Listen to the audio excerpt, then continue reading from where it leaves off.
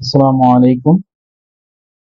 ফাংশনের দ্বিতীয় পার্টে আমি দেখাবো যে আগে যে কোডটা করলাম ওটাকে কিভাবে আর একটু মডিফাই করা যায়।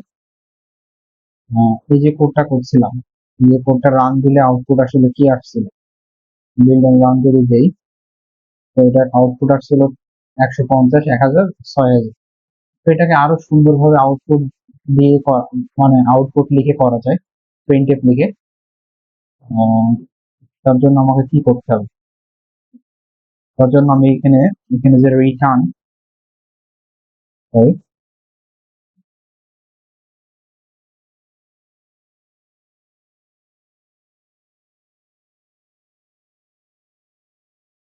রিটার্ন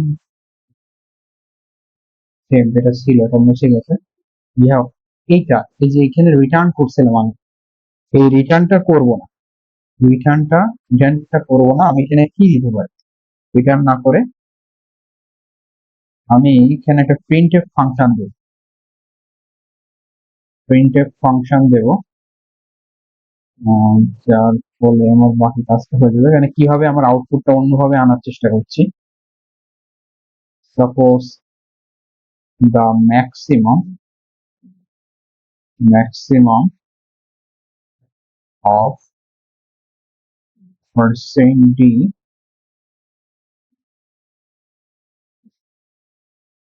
sorry,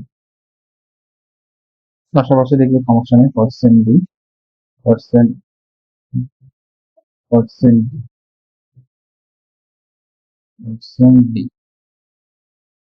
পার্সেন্ট ডি ইস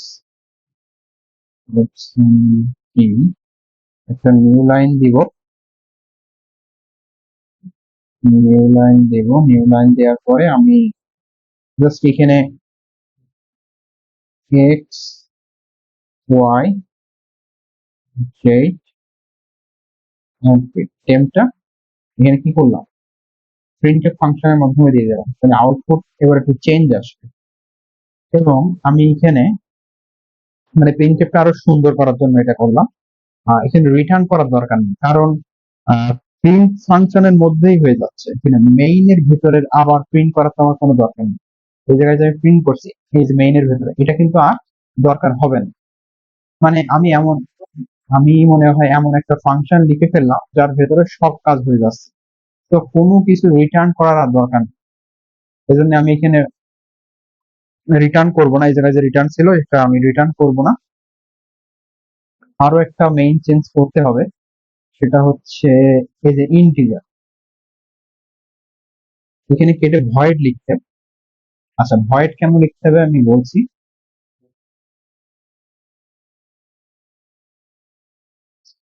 ভয়েড লিখতে হবে। আচ্ছা, ভয়েড লিখলাম তার কারণ হচ্ছে ভয়েড এর কাজ এমন একটা ফাংশন, এর ভিতরে যা কাজ করার কথা করে ফেলবে। আমার যে ফাংশনের কাজ করার কথা ভয়েডে করে ফেলবে, আমি এখান থেকে কোনো কিছু ফেরত দিচ্ছি না, রিটার্ন দিচ্ছি না, তো কোনো কিছু আমাকে রিটার্ন করবে না এই ভয়েড ফাংশনটার মাধ্যমে। আচ্ছা, আরো এই যে আমার এবার যেহেতু আমার রিটার্ন করার দরকার নাই, সো প্রিন্ট এর ভেতরে তো আমি আবার এই ফাংশন গুলো করবো না। মেইন এর ভেতরে তো আমি আবার প্রিন্ট করার কোনো দরকার নেই। এখানে তো আমার প্রিন্ট এর ভেতরে ফাংশন দিয়ে দিচ্ছে, প্রিন্ট এর তো নিজেই একটা ফাংশন, স্ক্যানএর একটা ফাংশন। এখানে এই যে মেইন এর ভেতরে যেহেতু আমি ফাংশনের ভেতরে এটা প্রিন্ট করে দিচ্ছি, সো রিটার্ন তো আসবে না। আর এখানে আপনার এই মেইন ফাংশনের ভেতরে এটা করার দরকার নেই। সো এখানে আমি কি করতে পারি সর্বোচ্চ, আমরা জাস্ট কল করে রাখি, জাস্ট কল করবো। তার জন্য আমি, আচ্ছা, এগুলো কেটে দিই। প্রিন্ট এফ দিব, প্রিন্ট এফ দিব না।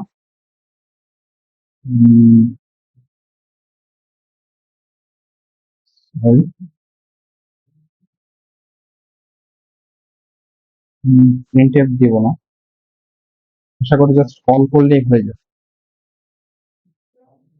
আমার যতটুকু ধারণা, তাতে জাস্ট আমি যদি কল করে দেই মেইন ফাংশনের ভিতরে, সো হয়ে যাওয়ার কথা। আচ্ছা, আমরা একটু ঠিক খেয়াল করি, রান দেখ, বিল্ড এন্ড রান দিয়ে দেখি কি আসে দেখ।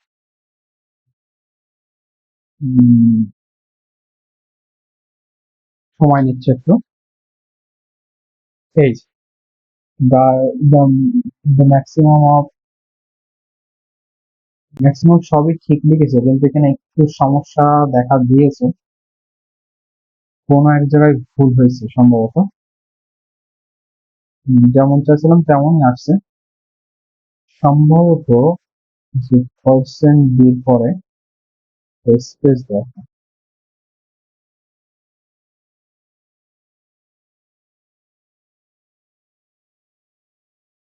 সেবার দিয়ে দেখি।